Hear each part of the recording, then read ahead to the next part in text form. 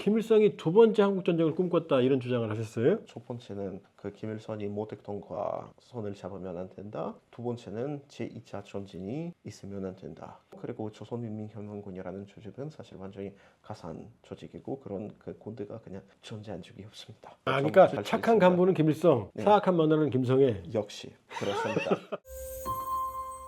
남북한 동포교포 그리고 해외 남북한 근로자 여러분 안녕하십니까. 대동강 포커스 시간이고요. 우리가 몰랐던 김일성 알아보는 시간이고요. 김일성 연구의 대가이신 이휘성 박사님 모셨습니다. 예, 고맙습니다. 감사합니다. 예, 또 한 번 책 선전해 드릴게요. 액시던탈 티란스 김일성 전기. 올해 영국과 미국 옥스퍼드, 영국은 헐스트 출판사에서 출판이 됐고요. 반응이 아주 좋다면서요. 예. 잘 팔립니다. 예. 나중에 술 한잔 사세요. 이희성 박사님은 서울대 서약과에서 박사학위를 받으셨고요. 현재 국민대와 고려대에서 강의하시고 국민대에서 연구원으로 계시죠? 이 연구원이 뭐 사실 끝났고 이제 고려대 이화여자대학교 예. 재학입니다. 연구원은 끝나시고 모태솔로입니다. 연락 주세요. 관심 있으시면. 감사합니다. 오늘 이 책에서 네, 2차 한국전쟁이라는 표현을 썼어요. 네 그렇습니다. 그런 챕터가 있습니다. 예. 김일성과 2차 한국전쟁, 김일성이 두 번째 한국전쟁을 꿈꿨다 이런 주장을 하셨어요. 그러니까 이게 이런 판단한 게 언제예요? 김일성이 두 번째 한국전쟁 하겠다고 본격적으로 생각한 게. 아마도 그 53년부터 그런 생각이 점점 있었지만 그리고 사실 60년대 들어가야 훨씬 더 현실적으로 그렇게 생각하게 되었습니다. 예. 왜냐면 한편 그 당시 이미 소련 통제로부터 그 벗어났던 그 단독 지도자 되었고 그리고 두 번째 그 보면 당시 김일성 입장에서는 그 남한 상태가 너무 혼란스럽지 않습니까? 남한 전국의 혼란. 그렇죠. 그러니까 왜냐면 그 이승만 정권이 무너져서 이승만, 장명정으로 박정희. 이어지는 이 혼란기. 그렇습니다. 저거 내가 먹을 수 있겠구나 이렇게 판단했다라는 거죠. 그렇습니다. 그리고 우리는 뭐 박정희 의장이 그 당시 의장이었죠. 그렇죠. 예. 당시 대통령이 아니고 의장이 돼서 앞으로 장기 집권 했던 것을 알고 있지만 그 김일성 입장에서는 뭐 그렇지 않을 수도 있었습니다. 그 당시 국제 정세, 중국의 다천군도, 네, 그렇습니다. 다천군도 중국이 침입했죠. 네, 장악했죠. 그렇습니다. 그게 그 원래 대만 연도였고 그래서 그 55년에 그 중국 그 인민해방군이 거기 침공했고 그리고 대만으로부터 영구적으로 빼앗기게 되었습니다. 그리고 뭐 사실 중국 내전 이후에 또 하나의 전투 볼 수도 있습니다. 그 다천군도 중국이 침입해서 장악하는 그 과정이 김일성에 용기를 줬다. 그렇습니다. 왜냐하면 중국 내전이 끝났지만 중국은 그래도 또 한 번 그 침공을 했다. 그리고 나도 그렇게 할 수 있지 않을까 그렇게 생각한 것 그 같습니다. 미국이 있는데 뒤에 있는데 네, 그걸 장악했으니까. 네, 그 다음에 그 베트남, 네, 북베트남 그렇습니다. 요 활동도 그때 아주 북베트남에게 상당히 유리했을 때죠. 그렇습니다. 김일성이 사실 그 베트남 그 호치민에게 많이 부러워했던 것 같습니다. 왜냐하면 베트남 그 공산주의자들은 자기 세력으로도 독립을도 얻었고 그러고 나중에 좀 남베트남만은 그 발치산 부대를도 그 성공적으로 판단했고 그리고 김일성이 사실 독립 그 투쟁에서도 패배한 사람이었고 그리고 남한에서 소위 그 해방 지구를 또 만들지 못했습니다. 그래도 그 50년대 그 자꾸 여기 무장 공비를 발견했던 것은 아마 그 베트남의 모범을 봐서 그렇게 한 것 같습니다. 그러니까 본인은 6.25 한국전쟁 이후에 끊임없이 전쟁을 지속하려고 했네요. 그러니까 그렇습니다. 무장공비도 파병했고. 김일성이 아마 그 자기 사망 날까지 그런 꿈을 버리지 못한 것 같습니다. 그렇죠. 근데 책에 보면 65년에 네, 중국에게 왜냐하면 이제 60년 되면 소련하고 중국이 서로 싸우는 때니까 그렇습니다. 서로 협력이 안 되잖아요. 스탈린 이미 죽었고. 네, 후르쇼프 그러니까 그리고 브레즈네프. 65년에 김일성이 직접 내가 남침을 할 테니 도와달라라고 했는데 마오쩌둥이 거절했다 이런 대목이 나와요. 고의 그렇게 했고요. 그 당시 그 하오떠촌이라는 그 대사가 있었고요. 중국 대사. 김일성을 그 글을 찾아서 가까운 미래에 그 남조선 인민봉기가 있을 것이고 그래서 조선 반도에서 또다시 전쟁이 있을 것입니다. 이것이 확실합니다. 다가오는 전쟁에서 당신의 군대는 도와주면 좋겠습니다.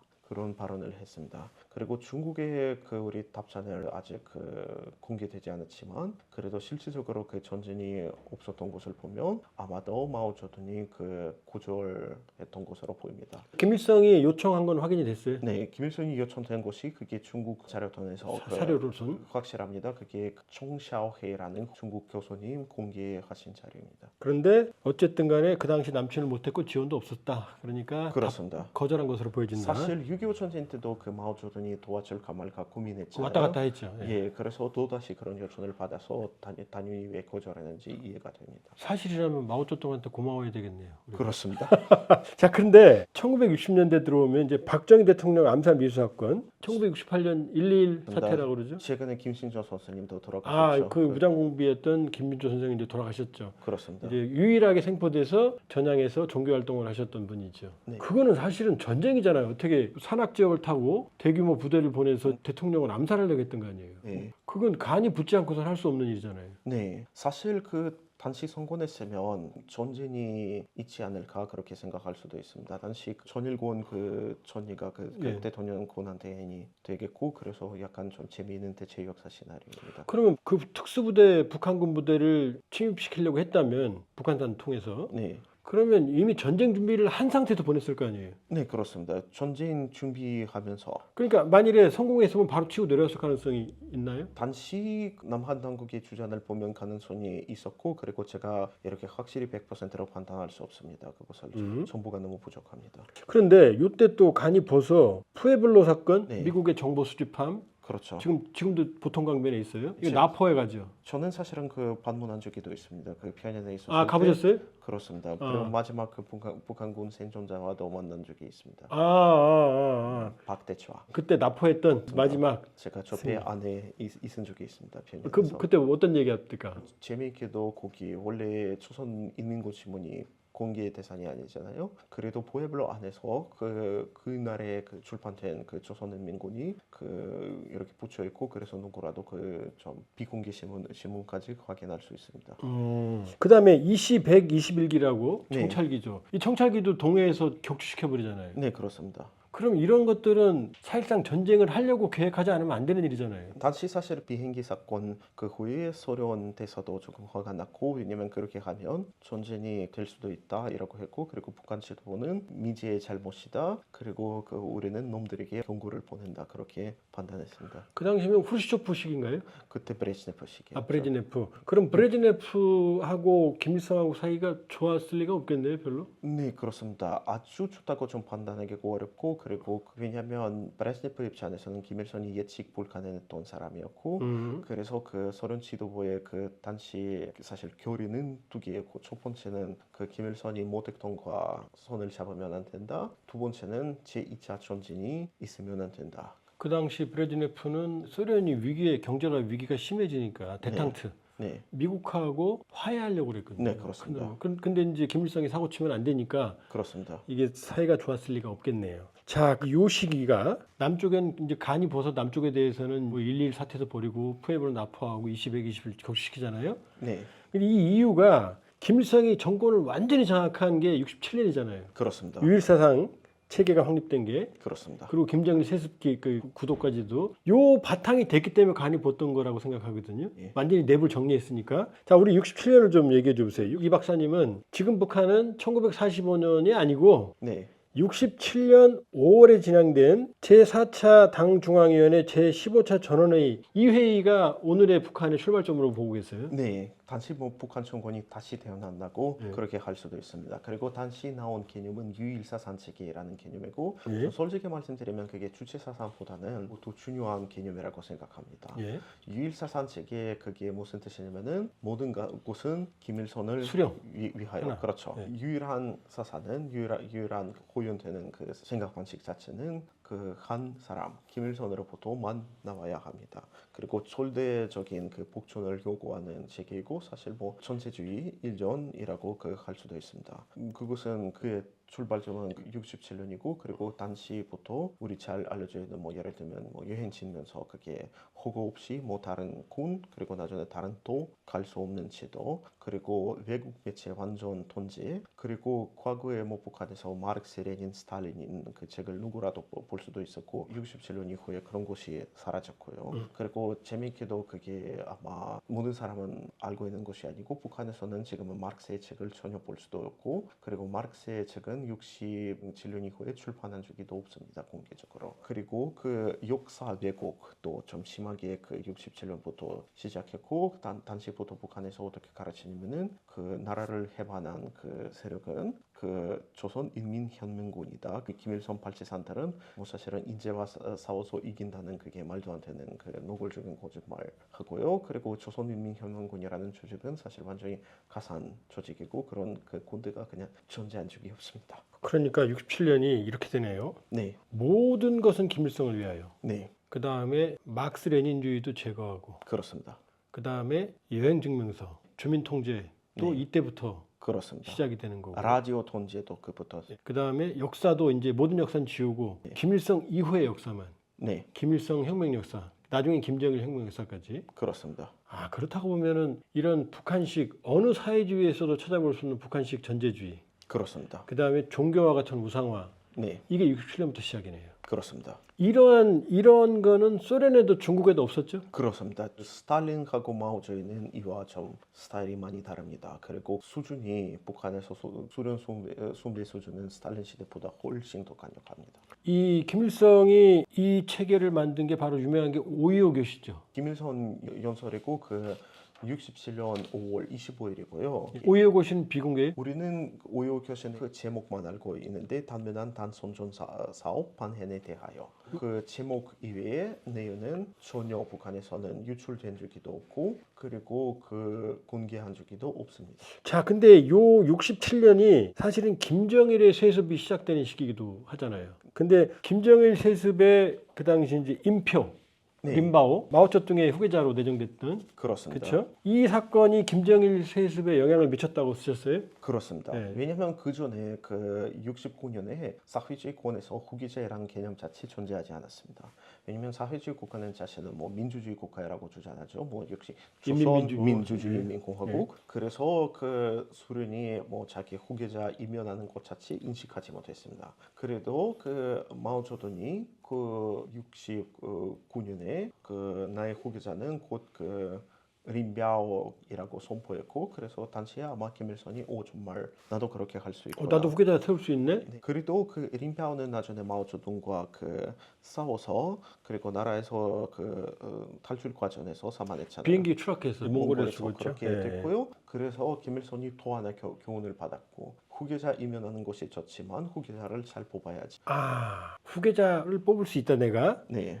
두 번째 믿을 수 있어야 된다. 그렇습니다. 그건 누구냐? 핏줄이다. 그렇습니다. 왜냐하면 사람을 2인자로 이렇게 올라가면 그 사람은 배신할 수도 있고 그리고 배신할 수 없는 사람이 누굴까? 아마 천남천일이다. 그렇게 판단했죠. 자, 그러면 이제 드디어 이제 정일이 김정일로 와요. 근데 김정일이 사실은 그 당시 김정숙은 이미 오래전에 죽었고 네. 김성애, 네. 후처, 김성애하고 김일성은 금술이 아주 좋았어요. 네, 그리고 그 아들 김평일, 이복 그렇습니다. 동생이죠 김정일의 외모도 김일성을 닮았고 네, 성격도 호방했고 네, 북한 군부에서도 지지가 있었고 그럼요. 실제 북한군 그 복무 경험도 있고 네, 그래서 김평일이 아주 우세해서 김정일이 이 김성애 세력과 싸우면서 아주 힘들었는데 네, 근데 이제 그때 김정일이 우리 집 문제라는 영화를 만들었다면서요? 네. 이거 갖고 김성애를 간접적으로 우리말로 깠다고 그러는데 그게 어떤 네. 내용이에요? 우선 우리 집 문제라는 영화는 유튜브에 되어 있고 그래서 누구라도 쉽게 그 확인할 수 있습니다. 그 영화 내용을 보시면 거기 주인공이 착한 간부 그리고 그 간부의 사악한 마누라가 있고요. 그리고 그 마누라 그 배우 그 한길면이라는 여자 그리고 사실 얼굴 자체 김선혜와 많이 닮은 사람이고 그래서 이 영화는 실제로 김일성 대산으로 만든 것으로 그러니까 볼 수 착한 있습니다. 간부는 김일성, 네. 사악한 마누라는 김성애. 역시 그렇습니다. 그래서 메시지는 아버지 여자에게 아빠 나만 봐. 그럼요.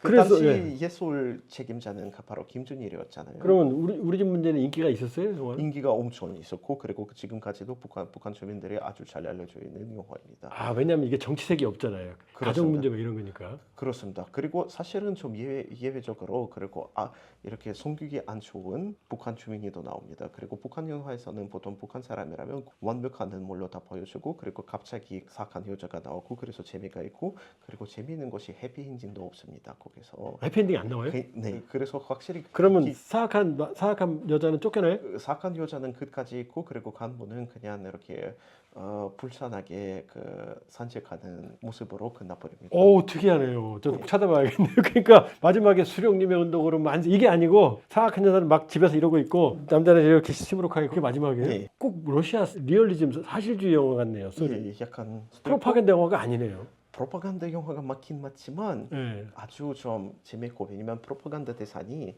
인민대중이 아니고 교나는 소련님이셨죠. 자, 그러면 그 천하의 김성애가 네, 가만히 있지 않았을 거 아니에요. 네, 그래서 여기 보면 1970년에 79년 사이에 김정일이 정치적 위기를 겪었다고 써 있어요. 네. 그 내용 좀 설명해 주세요. 그것을 사실은 이유를 알 수도 없고 그 김선애 때문일 수도 있습니다. 그래도 보시면 77년 하고 79년 사이에 김정일에 대한 찬양 캠페인이 상당히 소규모화되고 그래서 그 예를 들면 그 전에 북한 부대에서 김정일 초상화까지 있었고 그리고 77년에 77년에 이미 김정일 초상화까지 나와요? 네 왜냐면 74년에 그 후계자 확정되고 임명이 하지만 됐죠. 예, 예. 그 77년 당 중앙으로 불렀죠 그때부터. 그리고 77년에 갑자기 그 초상화는 그 소환하라는 명령이 나왔고 70 몇 년이에요? 77년 아, 소환하라고? 네 74년부터 초상화가 걸렸는데. 그렇습니다. 오. 3년 동안 했었고 2년 동안 없었고 다음에 다시 생겼습니다. 그리고 77년에 어떻게 설명하냐면은 우리 친애하는 지도자 김정일 동지 너무 겸손하셔서 그렇게 좀 소환하라고 그 판단하셨습니다. 아, 김정일 동지가 스스로 겸손해서. 네. 근데 아니었다. 아닌 것 같습니다. 왜냐하면 그 김정일에 대한 그 언급 자체, 찬양 자체 그리고 모든 것이 2년 동안 아주 조금씩만 하고 그래서 김정일이 어떤 정치적 위기가 있는 거. 77년, 79년 사이에 갑자기 언급이 사라지고 네, 모습도 사라지고 초상화도 사라지고. 그렇습니다. 하지만 79년에 완전히 복귀되고 그리고 80년에 단 그 제6차 대회에서 네. 그 이렇게 대외적으로도 김일성 후계자로 공개됩니다. 그러면 74년에 임명이 됐고 네, 70년, 79년에 우리가 모종의 정치적 위기가 있었고 네, 80년에 확고하게 자리 잡고 그렇습니다. 이런 흐름으로 갔다. 예, 오늘 우리가 모르는 김일성 북한 알아봤고요. 예, 재밌네요. 우리 집 문제. 이유성 박사님, 김일성 전문가 모시고요. 알아봤습니다. 예, 고맙습니다. 고맙습니다. 예, 마치겠습니다. 좋아요, 구독, 알람 부탁드립니다.